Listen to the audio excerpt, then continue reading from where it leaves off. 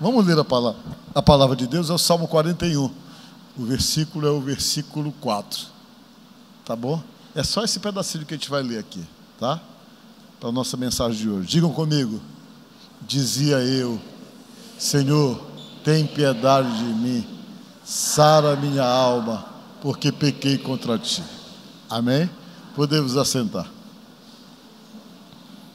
Isso aqui estava pedindo para a alma ser sarada. Amém? Quem escreveu isso foi o rei Davi. Ele estava muito machucado, estava muito maltratado, estava muito decepcionado. E essa decepção, essa mágoa, esse ressentimento foi criando nele uma raiva e uma vontade de rifar todo mundo. Você sabe quando você passa uma decepção, que você tem o poder na mão, aí você começa simplesmente a se vingar e a rifar todo mundo por conta exatamente daquilo que você se sentiu abandonado, desprezado, deixado de lado em um momento difícil. Pois bem, ele ficou doente, e ele era um rei. Quando ele ficou doente, aconteceu o que ele não esperava. Algumas pessoas começaram a torcer para ele morrer.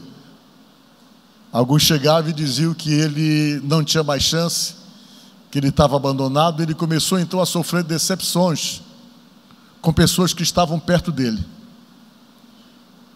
E ele foi sofrendo decepções, e o que complicou mais ele talvez foi que um amigo íntimo que ele tinha, um amigo íntimo, esse amigo íntimo, diz a palavra de Deus, parece que está no Salmo 40, no mesmo Salmo 41, no verso 8, né? Ele fala que o amigo íntimo dele, na hora da dificuldade, da fragilidade dele, também rompeu com ele, abandonou ele e traiu ele. E isso gerou nele uma insatisfação tão grande, que ele ficou tão machucado, ficou tão magoado, que ele começou então a ter atitudes totalmente incompatíveis com alguém que era envolvido com Deus, por conta do desejo de vingança. E não somente por conta do desejo de vingança, mas ele estava querendo voltar para poder simplesmente rifar todo mundo. E ele percebeu, dentro dessa situação e desse momento difícil que ele passou, que a alma dele adoeceu. E quando você para pensar o que é uma alma doente, não queira conviver com uma pessoa que está com a alma adoecida. As pessoas que têm a sua alma adoecida, elas se tornam pessoas extremamente pesadas e se tornam uma pessoa de difícil convivência. Mas o que é a alma adoecida, né? E a pergunta que ele estava pedindo para ser sarada. Vejam bem, a Bíblia diz que nós somos uma tricotomia, que todo ser humano ele é espírito, alma e corpo. A Bíblia fala sobre nós, que nós somos espírito, alma e corpo. E essa forma como a palavra de Deus fala, é a maneira que Deus tem como tratar com você e entender que você é um ser humano, você é diferente de todos os seres vivos que existem aqui na face da terra. Nenhum mamífero, nenhum ser vivo é parecido com você.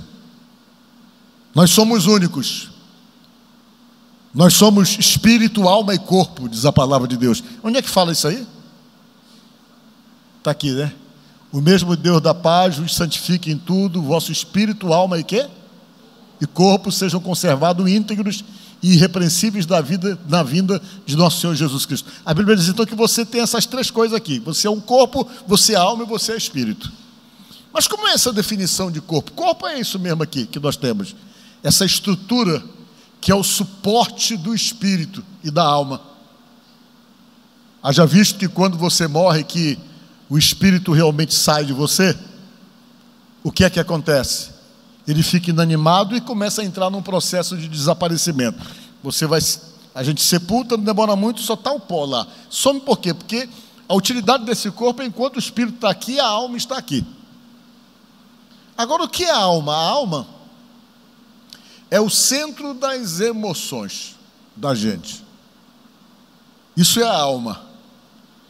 É esse centro das emoções que você tem, toda essa estrutura emocional sua, ela é percebida por conta da alma. Mas o Espírito, a Bíblia diz que já é outra coisa. É aquela coisa que te identifica com Deus, que dá para você essa capacidade de decidir o que é certo e o que é errado, de pensar, de criar. Isso é função do Espírito de Deus que está em você, que faz de você um ser humano único. Nenhum ser vivo é capaz de construir um avião, nenhum ser vivo é capaz de construir um carro, mas nós, seres humanos, somos capazes de construir inúmeras coisas, porque existe em nós essa natureza gerada pelo Espírito que está em nós, que foi dada por Deus. A Bíblia diz que Deus soprou em nós o Espírito. Tanto é verdade que eu já expliquei para vocês aqui, que a palavra Espírito do grego é pneuma o nome. É pneuma. No original grego significa espírito. Por que o nome é pneuma? Porque Deus soprou em nós esse vento que passou a fazer você existir como ser humano. Por isso que quando você vê tudo quanto é coisa que você tem que soprar dentro, leva o nome de pneu primeiro, por conta do vento que é soprado. Você vê o pneu do carro, por que o nome é pneu? Porque você injeta ar lá dentro. Quando você tem problema no pulmão, que de repente o seu pulmão fica danificado, que não está recebendo o ar direito, você fica com uma doença que é chamada como pneumonia. E tudo aquilo que deriva de soprar vento dentro, sempre tem essa palavra pneu. Por quê? Porque no grego, no original grego, pneuma significa espírito, porque a Bíblia diz que Deus soprou em nós o seu espírito, o espírito de vida. E a alma, segundo o que diz a palavra de Deus, no original grego, eu anotei aqui, psique. No original se chama. E no hebraico é nefesh, é o nome. A alma, que é o centro das emoções, que controla toda a gente, o emocional da gente. Um cachorro, por exemplo, ele não tem espírito, mas ele tem alma.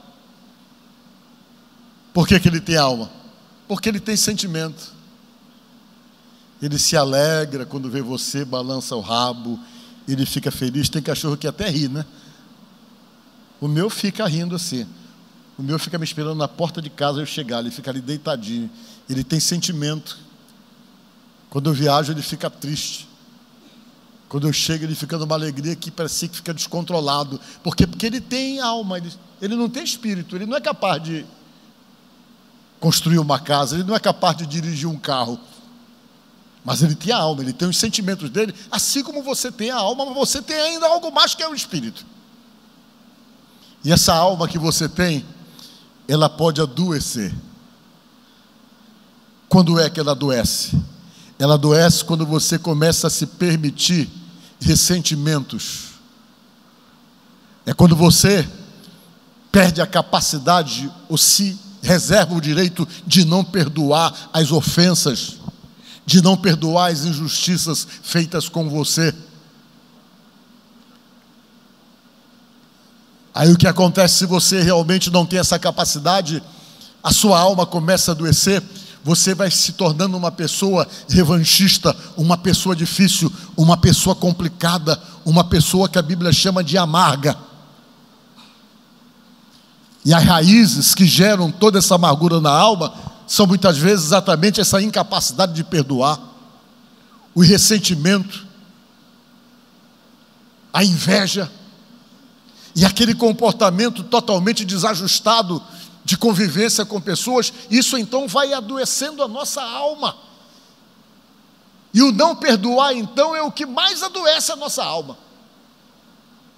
Olha só que saiu uma matéria do estado de São Paulo, do jornal, só para você entender como isso é grave.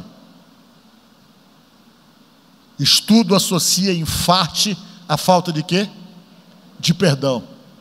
Está lá escrito, é o estado de São Paulo que saiu essa matéria, depois de uma pesquisa feita. Por quê? Porque a falta de perdoar adoece tanto a alma da pessoa, que ele fica com o emocional completamente comprometido, se torna uma pessoa totalmente amarga, começa a pensar em revanchismo, começa a pensar em vingança, começa a pensar realmente em cancelar pessoas, começa a se isolar de pessoas, começa a ser uma pessoa difícil, começa a olhar todo mundo com sentimento de rancor, de arrogância, de raiva, e essas coisas então vão simplesmente adoecer a alma da pessoa, que era exatamente o que Davi estava sentindo aqui no Salmo 41, chateado por conta de uma dificuldade que ele passou, na qual ele acabou percebendo que ele não tinha sinceridade e amizade de algumas pessoas.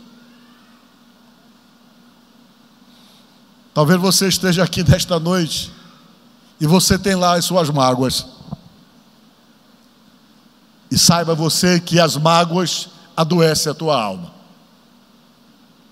Você precisa estar bem para Deus poder te abençoar, para que aqueles que realmente te fizeram mal venham ter a oportunidade de glorificar a Deus por perceber o quanto Deus te abençoou e o quanto você não ficou caído, talvez como muitas pessoas queriam, mas que Deus te levantou e que isso te deu o alento e a satisfação de saber que ainda que você tenha sido desprezado, rejeitado, cancelado por alguém, tem um Deus que veio, que te levantou, que te deu honra e que te fez abençoado. Diga glória a Deus. Você tem mais que olhar para Deus e reconhecer essa bondade dele com você, do que ficar remoendo as mágoas, os ressentimentos e as revoltas por conta daquilo que algumas pessoas deixaram de fazer, ou aquilo que fizeram que te feriu e que te machucou. Então a alma ferida era exatamente o que falava a palavra de Deus. Por quê? Porque quando você está com a alma doente, além de você desenvolver essas patologias que todo mundo sabe, que a ciência hoje já admite, que determinadas doenças estão diretamente ligadas à alma adoecida. Aí o que acontece? Você vai criando dentro de si alguma coisa que às vezes se torna uma raiz tão profunda na sua alma, que às vezes é difícil de arrancar. Pelo menos é o que diz a Bíblia.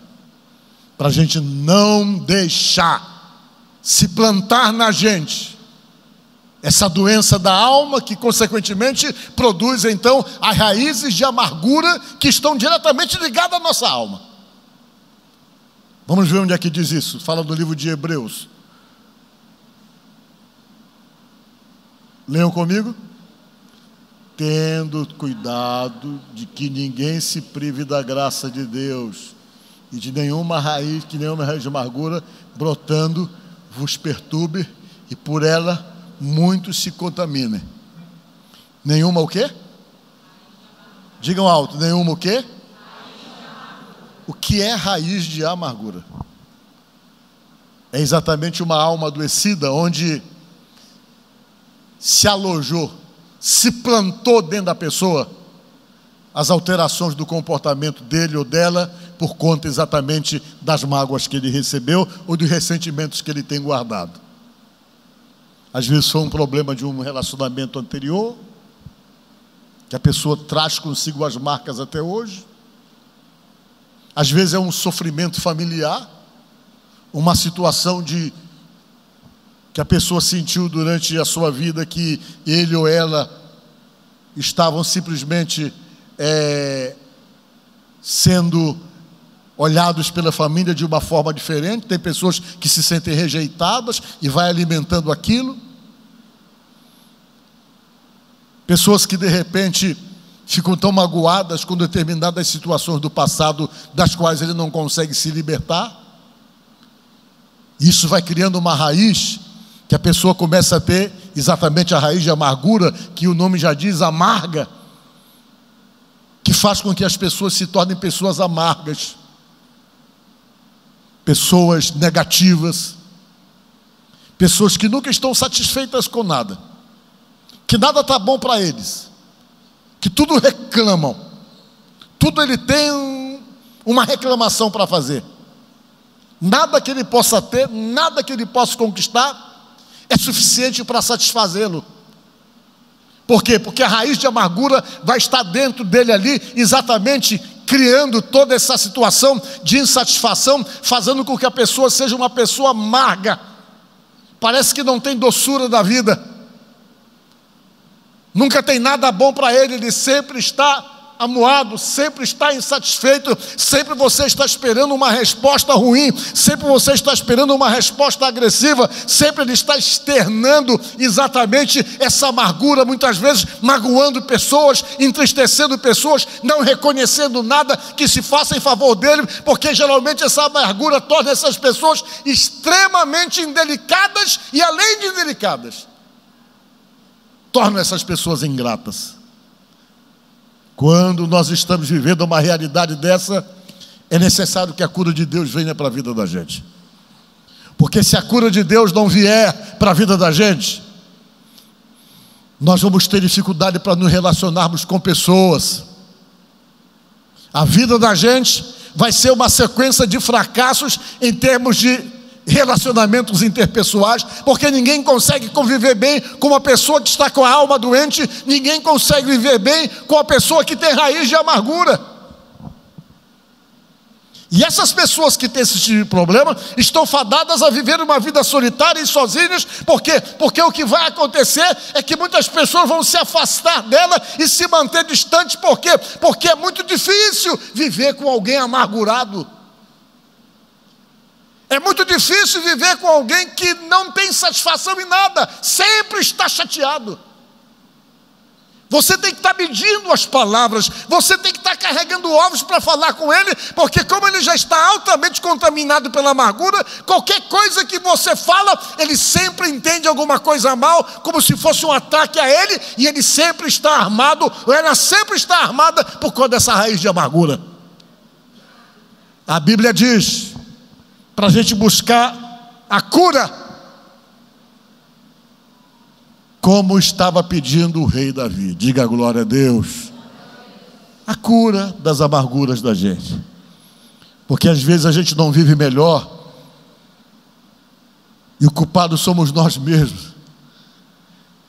Às vezes a gente tenta culpar alguém e sempre nós queremos responsabilizar alguém pelas nossas frustrações, pelos nossos desencontros, mas a gente nunca para olhar para nós mesmos e temos que admitirmos que algo precisa mudar em nós, que precisamos então sermos sarados daquele ressentimento com o pai, com mãe, com alguém, com ex-amigo, ou seja, com quem for, simplesmente se sarar disso.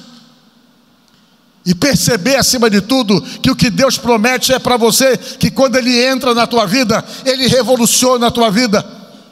Não importa o que tenham feito com você, que você se coloque na mão de Deus, e você vai ver como Deus tem a capacidade de refazer todas as coisas que procuraram destruir dentro de você, simplesmente para poder simplesmente dar uma volta e mostrar uma coisa, que ainda que alguém tenha te prejudicado, Deus sempre vai te colocar por cima, se você estiver na mão dele.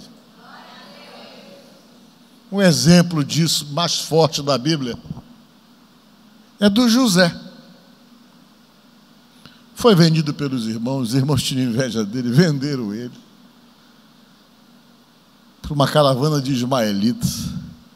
Ele foi para o Egito, foi trabalhar para um camarada, chegou lá, a coisa complicou, que a mulher do homem acusou ele de assédio, ele não tinha assediado, foi preso injustamente, passou 12 anos na cadeia, puxando cadeia, por uma coisa que ele não tinha feito. Ele não conseguia ficar amargurado, ele não conseguia ficar ressentido, porque ele sabia que Deus estava no controle da vida dele e que ele estava na mão dele, que ele estava na mão de Deus.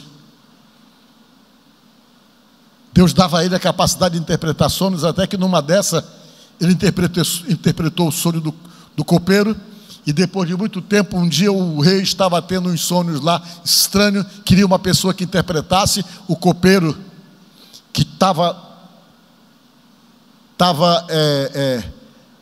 no caminho, como é que chama? No caminho da morte, porque ele estava preso, mas ele ia morrer, havia uma acusação contra ele. Até que o José disse: olha, Deus mandou dizer para você que você não vai morrer não, e que você vai voltar para o teu cargo que tu tinha. E ele voltou para o cargo de copeiro. Olha, ser copeiro não era muito fácil, não.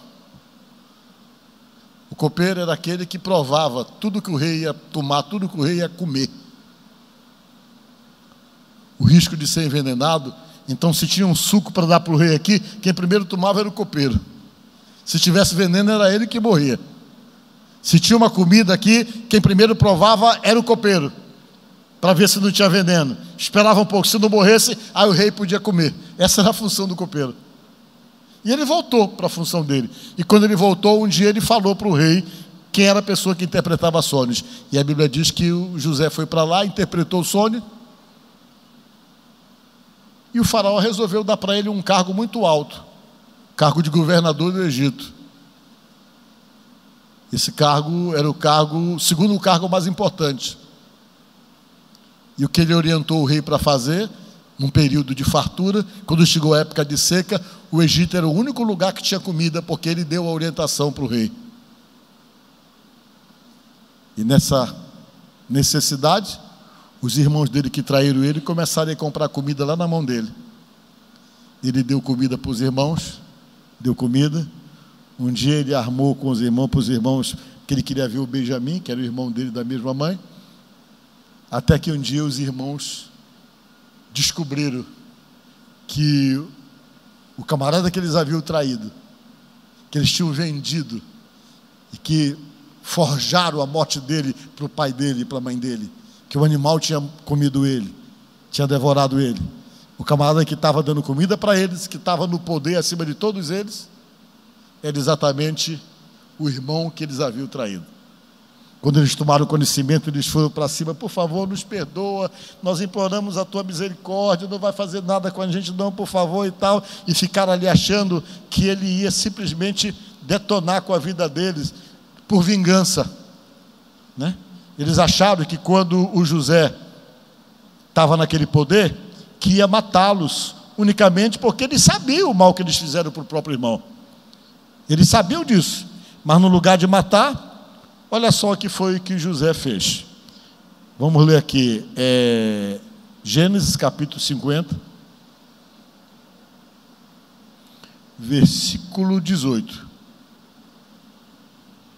É assim que Deus faz, amém? Os irmãos tudo com medo dele. Ele vai nos matar, a gente traiu ele, vendeu ele. Ele foi preso, sofreu que só. E ele disse assim: depois vieram também os seus irmãos, quando souberam que ele era o governador, prostraram-se diante dele e disseram: eis-nos aqui por teus servos.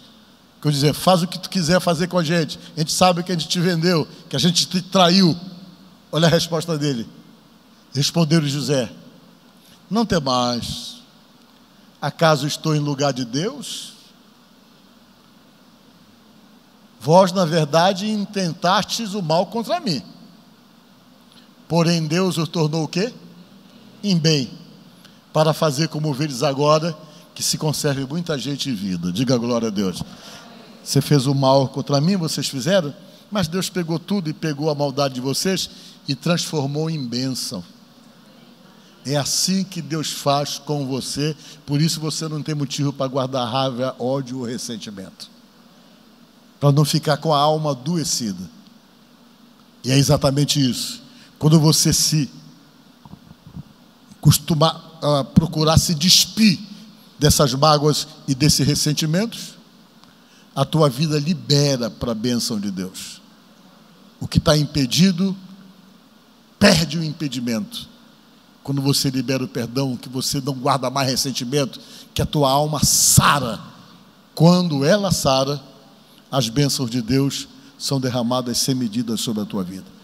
Então, se você está aqui nesta noite, talvez machucado, magoado, revoltado, ressentido, com raiva, com desejo de vingança, com qualquer outra coisa, que hoje você tire isso de você, que a sua alma venha sarar, seja por coisa do passado, seja por algo tão recente, seja por que for, tira. Deixa Deus cuidar de você, que no final das contas Ele vai te erguer, te levantar e vai mostrar para quem te fez mal como Ele é um Deus que pega você lá de baixo, ergue e te coloca por cima. Amém? Que Deus te abençoe.